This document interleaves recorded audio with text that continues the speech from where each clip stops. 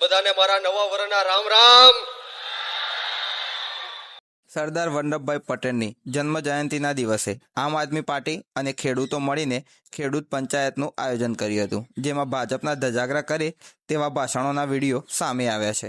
તો પહેલા આ વિડીયો જોઈએ, પછી આગળ ચર્ચા કરીએ. અને સાથોસાથ મારી વાતની શરૂઆત હું જય ઘોષથી કરવા માંગીશ.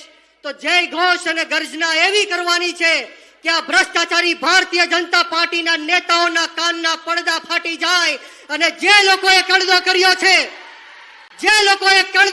છે અને વર્ષોથી જે ખેડૂતોને લૂંટી રહ્યા છે એવા કડદા કરવા વાળાના પણ કાન ફાટી જાય.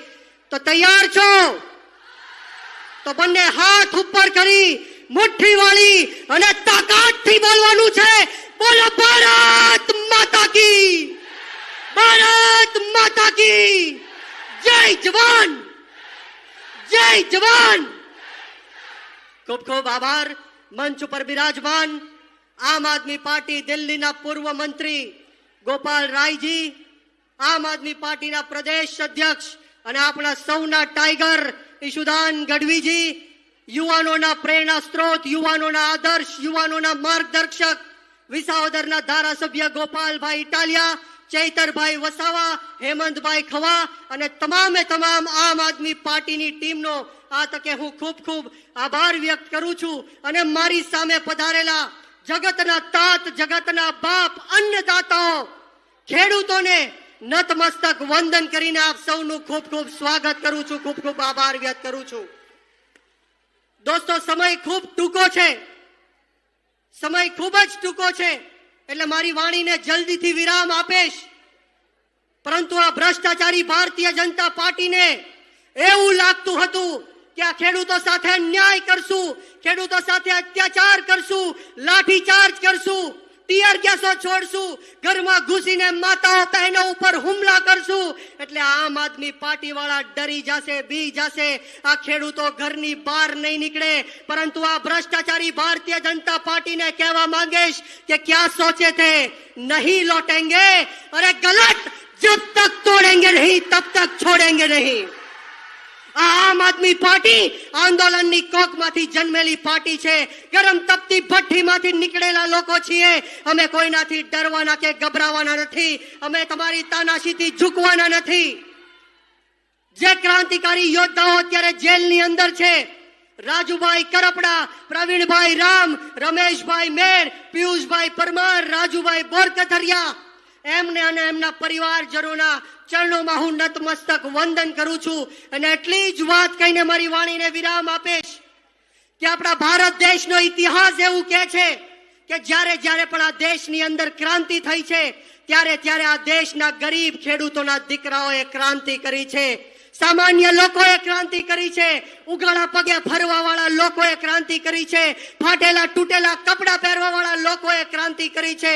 આપણા ભારત દેશના ઇતિહાસની લડાઈમાં કોઈ ઉદ્યોગપતિનો કે પૈસા વાળાનો દીકરો નથી આવ્યો. જ્યારે જ્યારે આ દેશને જરૂર પડી છે ત્યારે ત્યારે આ ગરીબ ખેડૂતના દીકરાઓ ફાંસીના માછડા ઉપર ચડ્યા છે. જ્યારે જ્યારે આ ગરીબ ખેડૂતોના દીકરાઓ બોર્ડર ઉપર શહીદ થઈને આ નમાલી પાકિસ્તાનની અમે બાદ ભીડે છે. અને આ ભ્રષ્ટાચારી ભારતીય જનતા પાર્ટીના લોકો 3 ટાઈમ પેટ ભરીને જમી શકે છે તો એમાં ખેડૂતોની દેન છે. પરંતુ દુઃખ સાથે કહેવું પડે કે આજનો ખેડૂત દિવસે ને દિવસે દેવાદાર બનતો જાય છે. આ ભારતીય જનતા પાર્ટીનું ષડયંત્ર છે કે આ ખેડૂતો દેવામાં જીવવા જોઈએ અને દેવામાં જ મરવા જોઈએ, આ દેવામાં જ જીવવા જોઈએ અને દેવામાં જ મરવા જોઈએ. આનું દેવું ક્યારે પૂરું ન થવું જોઈએ, દિવસે ને દિવસે દેવાદાર બનતો જવો જોઈએ. ત્યારે આ ભારતીય જનતા પાર્ટીને હું કહેવા માંગીશ અને એની અમુક ટકા જે ગુલામ પોલીસ છે એને કહેવા માંગીશ કે તમારી તાકાત હોય તો આમ આદમી પાર્ટીને રોકીને બતાવો. અને હમણાં જ તાજેતરમાં મને સમાચાર મળ્યા છે કે જસદણ વિછિયાના ધારાસભ્ય અને ગુજરાત રાજ્યના કેબિનેટ મંત્રી કુંવરજી બાવળિયાએ વાણી વિલાસ કર્યો છે. કુંવરજી બાવળિયા એવું કહે છે કે બોટાદ અને સુરેન્દ્રનગર જિલ્લાનો કોળી સમાજ આમ આદમી પાર્ટી સાથે નથી. પરંતુ હું કુંવરજી બાવળિયાને આજે જાહેર મંચ ઉપરથી કહેવા માંગુ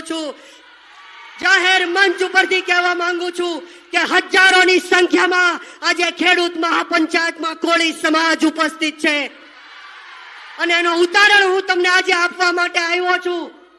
હું અહીંથી માનદાતા ભગવાનનો નારો બોલાવવા જઈ રહ્યો છું. તમારે મુઠ્ઠી વાળી અને તાકાતથી આ નારો બોલવાનો છે. બોલો પૃથ્વીપતિ સમ્રાટ માનદાતા મહારાજની, માનદાતા મહારાજની. કુંવરજીભાઈ સાંભળી લેજો, કોળી સમાજ આમ આદમી પાર્ટીની સાથે છે. બોટાદનો કોળી સમાજ આમ આદમી પાર્ટીની સાથે છે. કુંવરજીભાઈ જોઈ લેજો, સુરેન્દ્રનગરનો કોળી સમાજ આમ આદમી પાર્ટીની સાથે છે. જ્યારે જ્યારે કોળી સમાજ સાથે અન્યાય અને અત્યાચાર થાય ત્યારે આ કોળી સમાજના ભારતીય જનતા પાર્ટીના ગુલામ નેતાઓ આમ આદમી પાર્ટીના ભાષણો ઉપર તમારું શું મંતવ્ય છે કોમેન્ટમાં જરૂરથી જણાવજો. કે અહીં જ બોટાદનો કોળી સમાજ છે જેણે આમ આદમી પાર્ટીને 2022ની ચૂંટણીમાં જીત અપાવી હતી. આ જ કોળી સમાજ છે જે સમગ્ર ગુજરાતની અંદર અત્યાર સુધી ભારતીય જનતા પાર્ટીની ગુલામી કરતો હતો, પરંતુ આવનારા દિવસોમાં આમ આદમી પાર્ટી સાથે જોડાઈને આ ભાજપને જડબાતોડ જવાબ દેવાનો છે અને ભારતીય જનતા પાર્ટીને જડમૂળમાંથી ઉખાડીને ફેંકી દેવાનો છે. મિત્રો, વિશેષ વાતો નથી કરવી. અહીંયા મોટી સંખ્યામાં ખેડૂતો ઉપસ્થિત છે ત્યારે હું ખેડૂતોને કહેવા માંગીશ કે આપણે સૌએ આમ આદમી પાર્ટીમાં જોડાઈને ક્રાંતિ કરવાની છે, સત્તા પરિવર્તન લાવવાનું છે. બોલો તૈયાર છો? તો હું અહીંથી પરિવર્તનનો નારો આપીશ. તમારે બંને હાથ ઉપર કરી મુઠ્ઠી વાળી અને પરિવર્તન બોલવાનું છે. બોલો તૈયાર છો? તો બોલો પરિવર્તન, પરિવર્તન, પરિવર્તન.